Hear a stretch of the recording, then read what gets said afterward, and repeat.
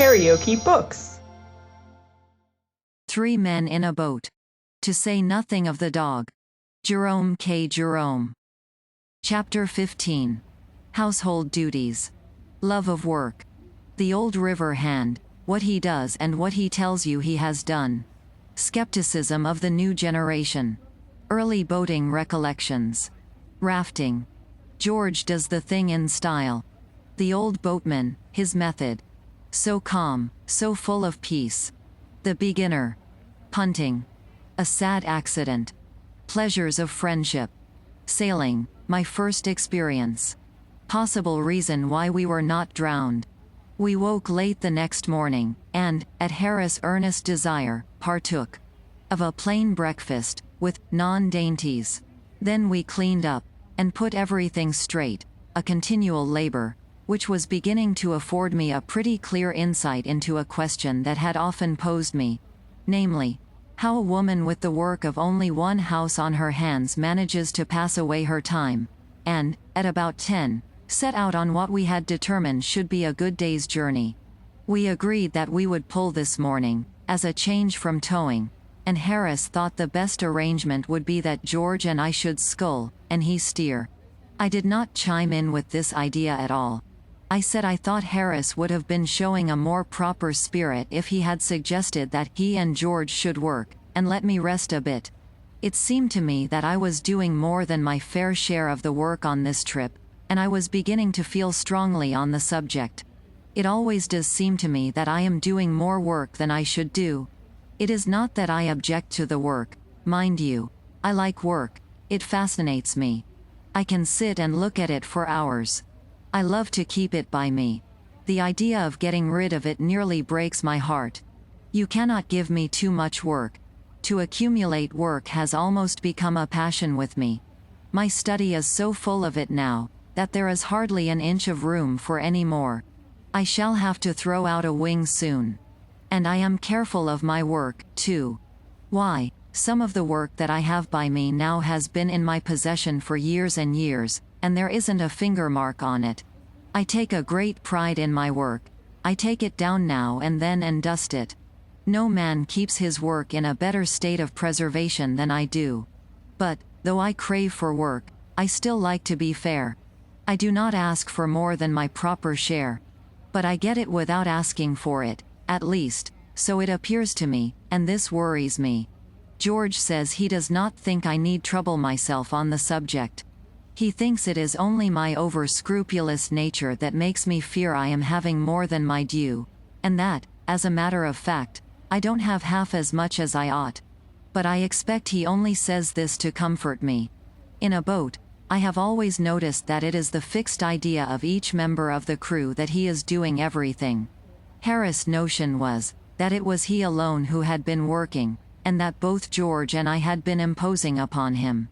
George, on the other hand, ridiculed the idea of Harris having done anything more than eat and sleep, and had a cast-iron opinion that it was he, George himself, who had done all the labor worth speaking of. He said he had never been out with such a couple of lazily skulks as Harris and I. That amused Harris. Fancy old George talking about work. He laughed. Why, about half an hour of it would kill him. Have you ever seen George work? He added, turning to me. I agreed with Harris that I never had, most certainly not since we had started on this trip. Well, I don't see how you can know much about it, one way or the other, George retorted on Harris, for I'm blessed if you haven't been asleep half the time. Have you ever seen Harris fully awake, except at mealtime? Asked George, addressing me. Truth compelled me to support George. Harris had been very little good in the boat, so far as helping was concerned, from the beginning. Well, hang it all, I've done more than old Jay, anyhow, rejoined Harris. Well, you couldn't very well have done less, added George. I suppose Jay thinks he is the passenger, continued Harris. And that was their gratitude to me for having brought them and their wretched old boat all the way up from Kingston, and for having superintended and managed everything for them, and taken care of them, and slaved for them. It is the way of the world. We settled the present difficulty by arranging that Harris and George should scull up past Reading, and that I should tow the boat on from there. Pulling a heavy boat against a strong stream has few attractions for me now. There was a time, long ago, when I used to clamor for the hard work. Now I like to give the youngsters a chance. I notice that most of the old river hands are similarly retiring, whenever there is any stiff pulling to be done. You can always tell the old river hand by the way in which he stretches himself out upon the cushions at the bottom of the boat, and encourages the rowers by telling them anecdotes about the marvelous feats he performed last season. "Call what you're doing hard work," he drawls, between his contented whiffs, addressing the two perspiring novices, who have been grinding away steadily upstream for the last hour and a half. "Why, Jim Biffles and Jack and I, last season, pulled up from Marlow to Goring in one afternoon, never stopped once. Do you remember that, Jack? Jack, who has made himself a bed up in the prow of all the rugs and coats he can collect, and who has been lying there asleep for the last 2 hours, partially wakes up on being thus appealed to, and recollects all about the matter, and also remembers that there was an unusually strong stream against them all the way, likewise a stiff wind. About 34 miles, I suppose, it must have been," adds the first speaker, reaching down another cushion to put under his head. "No, no. Don't exaggerate, Tom," murmurs Jack, reprovingly. 33 at the outside. And Jack and Tom, quite exhausted by this conversational effort, drop off to sleep once more. And the two simple-minded youngsters at the sculls feel quite proud of being allowed to row such wonderful oarsmen as Jack and Tom, and strain away harder than ever. When I was a young man, I used to listen to these tales from my elders, and take them in, and swallow them, and digest every word of them, and then come up for more. But the new generation do not seem to have the simple faith of the old times. We, George, Harris, and myself, took a raw one up with us once last season, and we plied him with the customary stretchers about the wonderful things we had done all the way up. We gave him all the regular ones, the time-honored lies that have done duty up the river with every boating man for years past, and added 7 entirely original ones that we had invented for ourselves, including a really quite likely story, founded, to a certain extent, on an all but true episode, which had actually happened in a modified degree some years ago to friends of ours.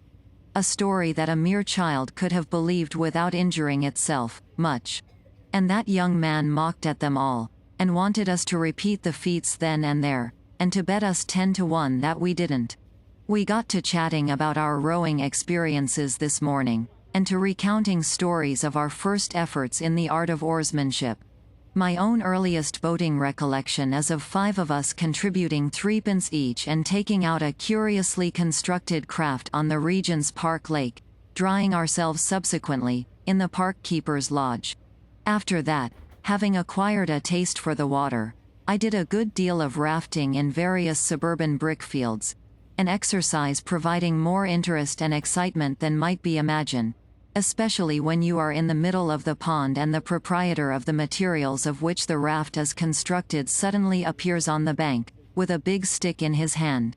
Your first sensation on seeing this gentleman is that, somehow or other, you don't feel equal to company and conversation, and that, if you could do so without appearing rude, you would rather avoid meeting him, and your object is, therefore, to get off on the opposite side of the pond to which he is, and to go home quietly and quickly, pretending not to see him. He, on the contrary, is yearning to take you by the hand, and talk to you. It appears that he knows your father, and is intimately acquainted with yourself, but this does not draw you towards him. He says he'll teach you to take his boards and make a raft of them. But, seeing that you know how to do this pretty well already, the offer, though doubtless kindly meant, seems a superfluous one on his part, and you are reluctant to put him to any trouble by accepting it.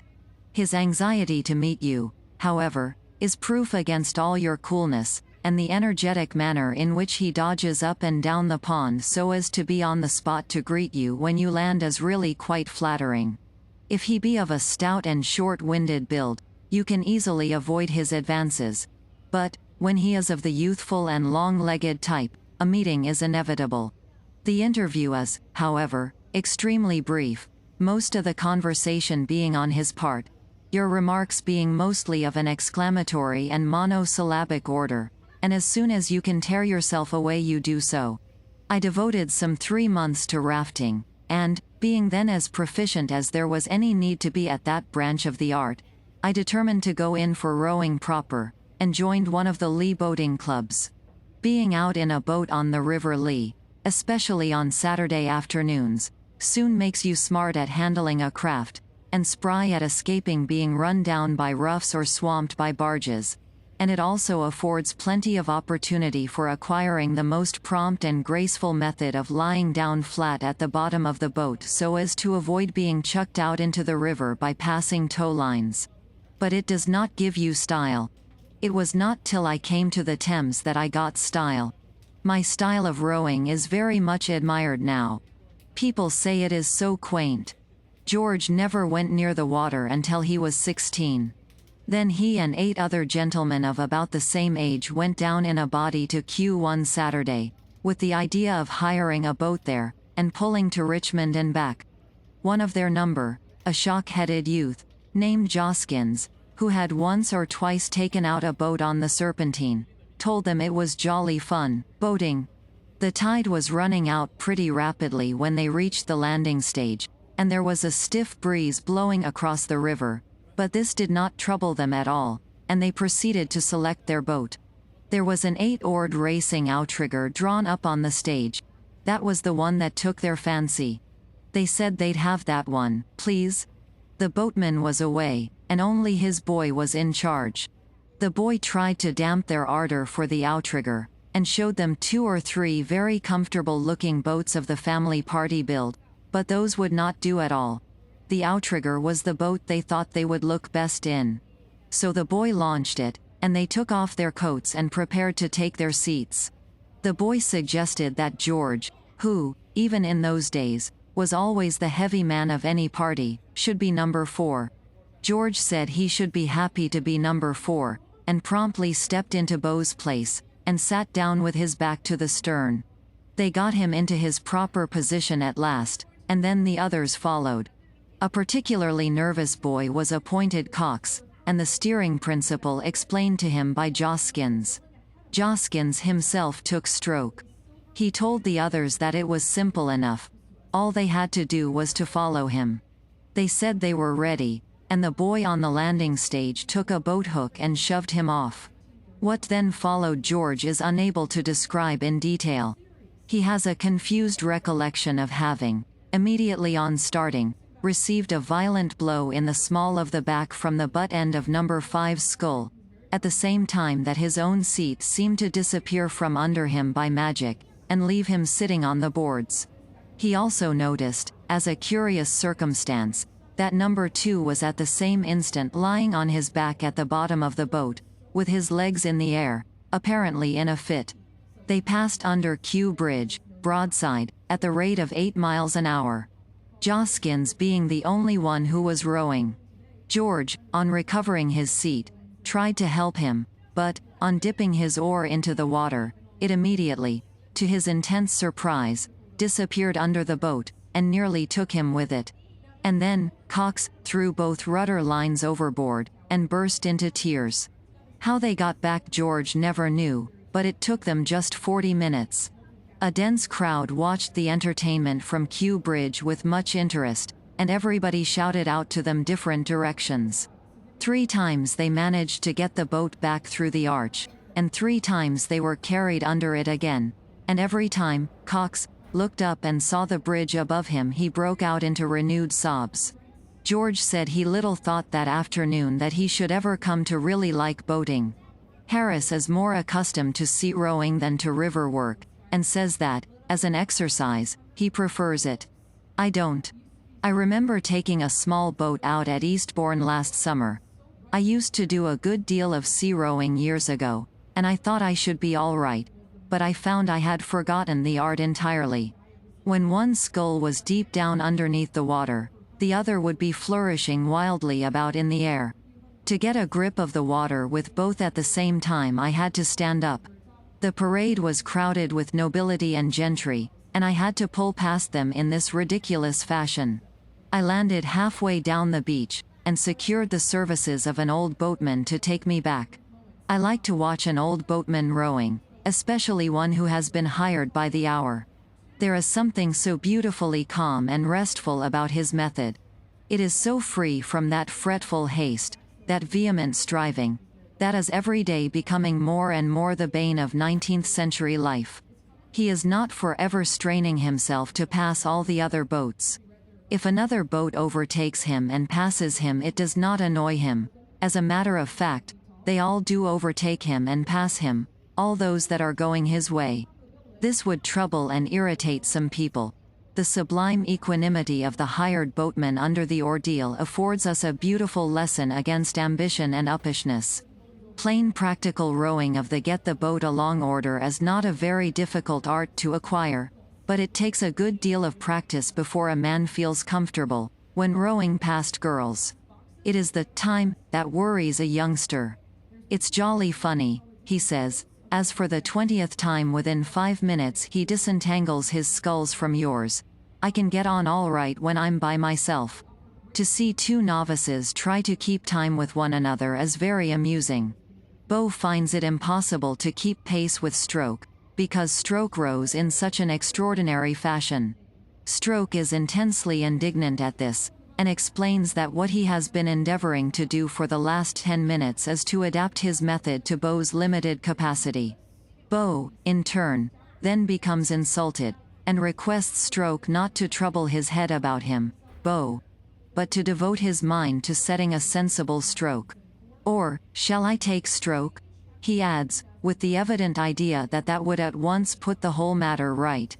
They splash along for another 100 yards with still moderate success, and then the whole secret of their trouble bursts upon Stroke like a flash of inspiration. I tell you what it is. You've got my sculls, he cries, turning to Bo. Pass yours over. Well, do you know, I've been wondering how it was I couldn't get on with these, answers Bo, quite brightening up, and most willingly assisting in the exchange. Now we shall be all right. But they are not even then. Stroke has to stretch his arms nearly out of their sockets to reach his sculls now, while Bo's pair, at each recovery, hit him a violent blow in the chest. So they change back again, and come to the conclusion that the man has given them the wrong set altogether. And over their mutual abuse of this man they become quite friendly and sympathetic. George said he had often longed to take to punting for a change. Punting is not as easy as it looks. As in rowing, you soon learn how to get along and handle the craft, but it takes long practice before you can do this with dignity and without getting the water all up your sleeve. One young man I knew had a very sad accident happen to him the first time he went punting. He had been getting on so well that he had grown quite cheeky over the business, and was walking up and down the punt, working his pole with a careless grace that was quite fascinating to watch. Up he would march to the head of the punt, plant his pole, and then run along right to the other end, just like an old punter. Oh, it was grand. And it would all have gone on being grand if he had not, unfortunately, while looking round to enjoy the scenery, taken just one step more than there was any necessity for, and walked off the punt altogether. The pole was firmly fixed in the mud, and he was left clinging to it while the punt drifted away. It was an undignified position for him. A rude boy on the bank immediately yelled out to a lagging chum to hurry up and see real monkey on a stick. I could not go to his assistance, because, as ill luck would have it, we had not taken the proper precaution to bring out a spare pole with us. I could only sit and look at him. His expression as the pole slowly sank with him I shall never forget. There was so much thought in it. I watched him gently let down into the water, and saw him scramble out, sad and wet. I could not help laughing, he looked such a ridiculous figure. I continued to chuckle to myself about it for some time, and then it was suddenly forced in upon me that really I had got very little to laugh at when I came to think of it. Here was I, alone in a punt, without a pole, drifting helplessly down midstream, possibly towards a weir. I began to feel very indignant with my friend for having stepped overboard and gone off in that way. He might, at all events, have left me the pole. I drifted on for about a quarter of a mile, and then I came in sight of a fishing punt moored in midstream, in which sat 2 old fishermen. They saw me bearing down upon them, and they called out to me to keep out of their way. "I can't," I shouted back. "But you don't try," they answered. I explained the matter to them when I got nearer, and they caught me and lent me a pole. The weir was just 50 yards below. I am glad they happened to be there. The first time I went punting was in company with 3 other fellows. They were going to show me how to do it.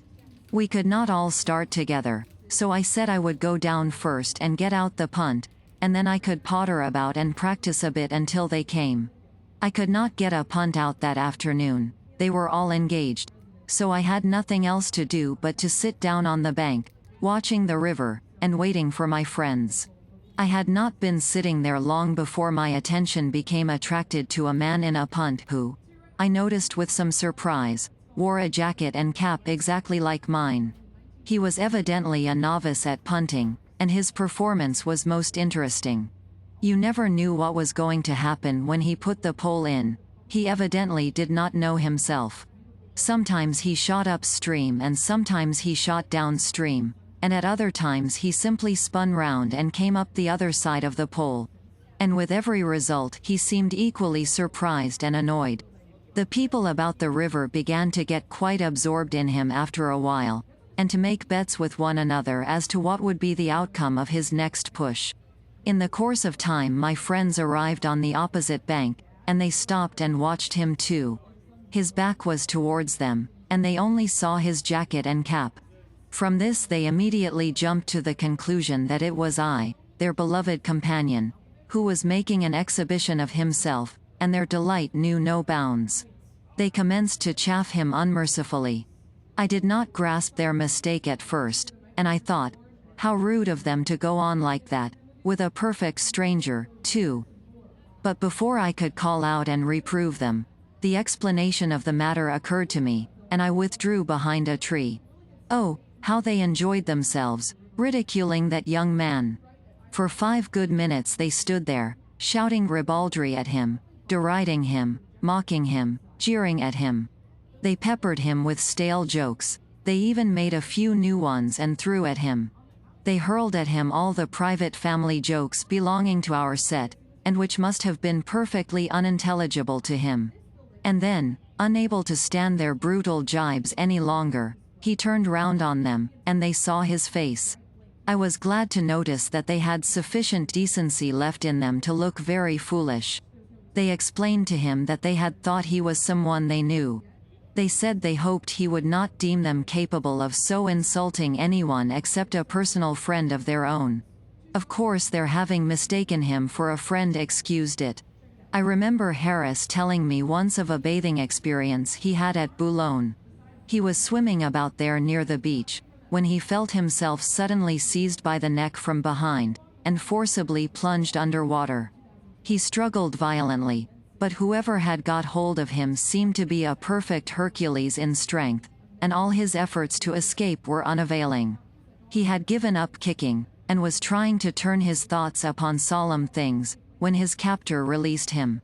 He regained his feet, and looked round for his would-be murderer. The assassin was standing close by him, laughing heartily, but the moment he caught sight of Harris' face, as it emerged from the water, he started back and seemed quite concerned. "I really beg your pardon," he stammered confusedly, "but I took you for a friend of mine." Harris thought it was lucky for him the man had not mistaken him for a relation, or he would probably have been drowned outright. Sailing is a thing that wants knowledge and practice too, though, as a boy, I did not think so. I had an idea it came natural to a body, like rounders and touch. I knew another boy who held this view likewise, and so, one windy day, we thought we would try the sport. We were stopping down at Yarmouth, and we decided we would go for a trip up the Yar. We hired a sailing boat at the yard by the bridge, and started off.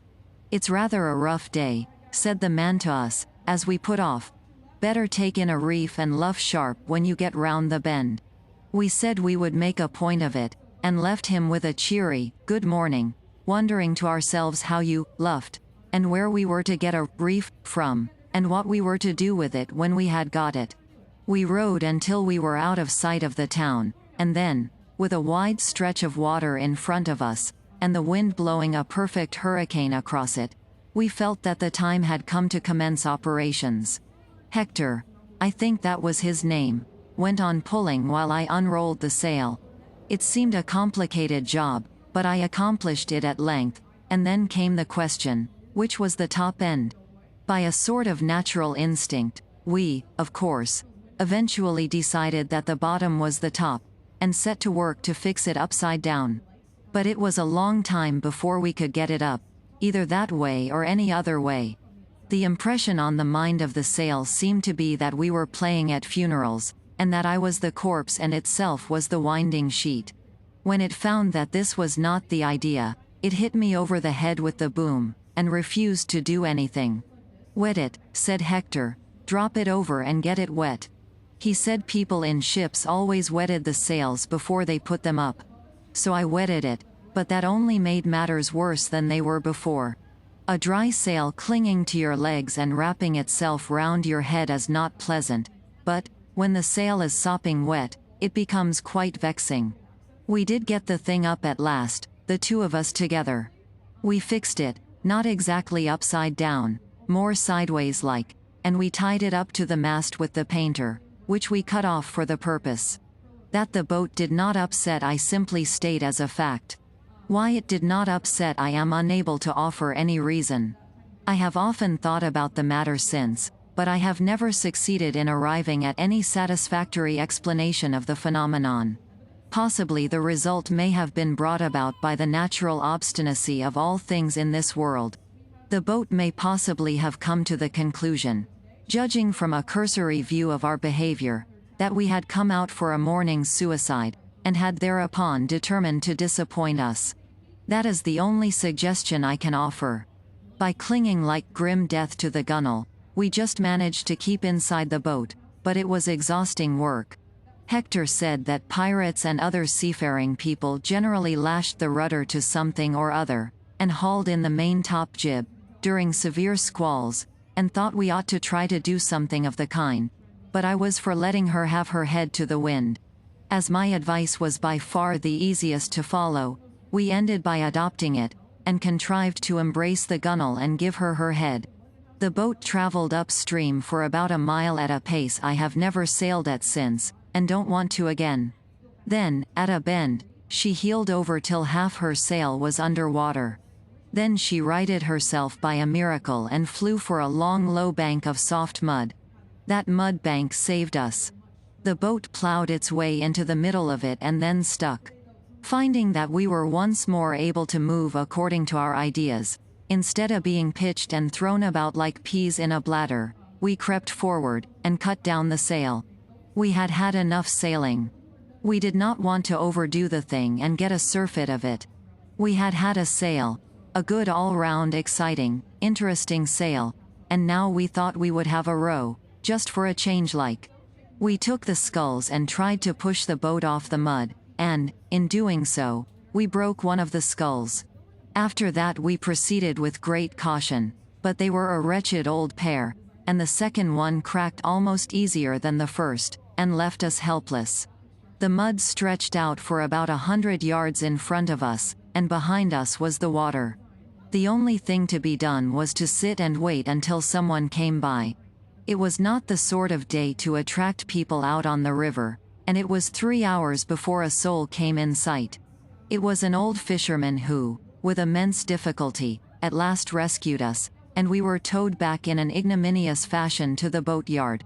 What between tipping the man who had brought us home, and paying for the broken sculls, and for having been out 4 hours and a half, it cost us a pretty considerable number of weeks' pocket money, that sail. But we learned experience, and they say that is always cheap at any price. KaraokeBooks.